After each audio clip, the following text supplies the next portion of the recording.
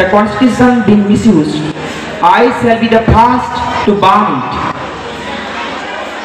সম্মানীয় সভাপতি মহাশয়, শ্রদ্ধেয় শিক্ষক শিক্ষিকা মণ্ডলী, সামনে বসে থাকা স্নেহের ভাই ও বোনেরা, সকলকে আজকে স্কুলের বার্ষিক সাংস্কৃতিক অনুষ্ঠানে আন্তরিক অভিনন্দন জানিয়ে আমি আমার বক্তব্য শুরু করছি। আজকে আমার বক্তব্য বিষয় প্রজাতন্ত্র দিবস।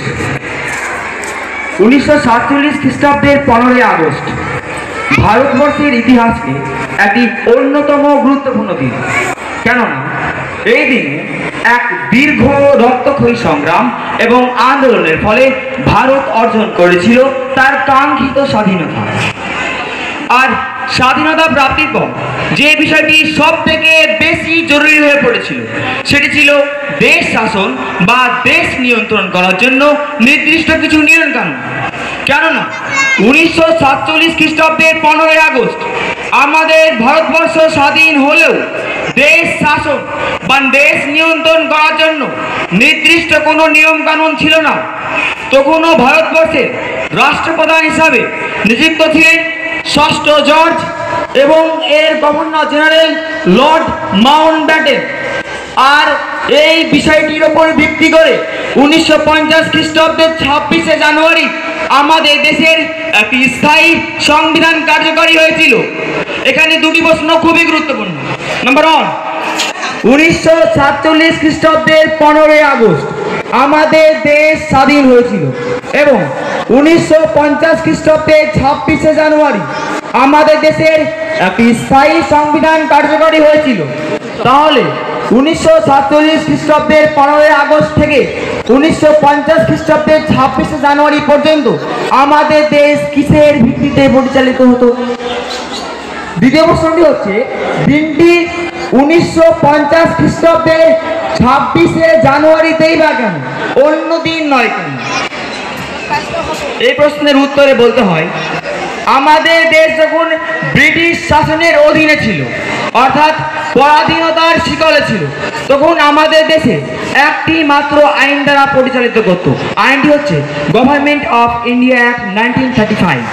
অর্থাৎ আমাদের দেশ 1935 খ্রিস্টাব্দ থেকে 1950 খ্রিস্টাব্দের 26শে জানুয়ারি পর্যন্ত গভর্নমেন্ট অফ ইন্ডিয়া অ্যাক্ট 1935 বা ভারত সরকার আইন বা ভারত শাসন আইন দ্বারা পরিচালিত হতো। দ্বিতীয় প্রশ্নটি ছিল, দিনটি 1950 খ্রিস্টাব্দের 26শে জানুয়ারিতেই বা কেন, অন্য দিন নয় কেন?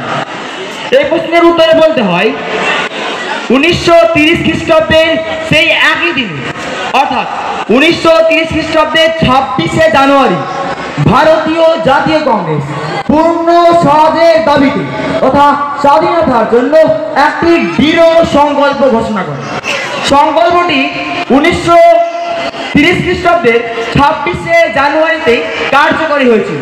তাই পরবর্তী সময়ে যখন এই সংবিধান রচনার বিষয়টি এলো, তখন সরকার 1930 খ্রিস্টাব্দের 26শে জানুয়ারির বিষয়টিকে গুরুত্ব দিয়ে 1950 খ্রিস্টাব্দের 26শে জানুয়ারিতেই ভারতের একটি স্থায়ী সংবিধান কার্যকর করেছিল।